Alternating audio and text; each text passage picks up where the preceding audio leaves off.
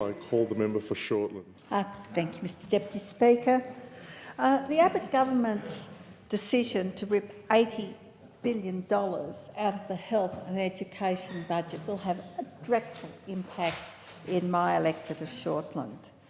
What the government has done is push the cost for health and education to the states. And I find that really, particularly in the area of health, really disturbing because when the Prime Minister was Health Minister and I was the Deputy Chair of the Health and Ageing Committee pre-2007, he was strongly pushing an agenda of the Commonwealth taking over controls of hospitals. So once again we're seeing a Prime Minister that's done a complete about turn, and it shows that he probably doesn't have a belief in anything whatsoever other than his own ability or his own desire to be Prime Minister of this country.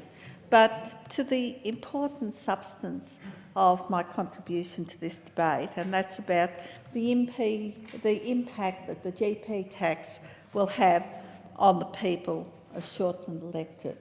The GP tax, how it will hurt, and how it will lead to an increase in the price of and the increase in the price of medicines. Now, Shortland electorate's an older electorate, and this budget's been particularly harsh when it comes to its impact on older Australians.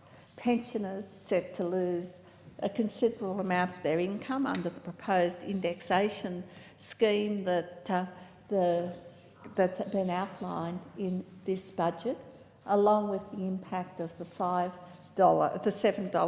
GP tax. Now, currently, 82% of GP services, or nearly 83% of GP services, are bulk billed in Shortland electorate. When the Prime Minister was the Health Minister, that was under 60%. So those bulk billing services fell when the Prime Minister was Health Minister in the Howard government, and now he's waging an attack on bulk billing yet again. It's something that I think that he's been ideologically opposed to all his political life, and I think that by imposing this GP tax on people, what he's doing is actually trying to end Medicare. So when he previously stood up in Parliament and said he was the best friend that Medicare ever had, well, we're just seeing now what sort of a friend he is.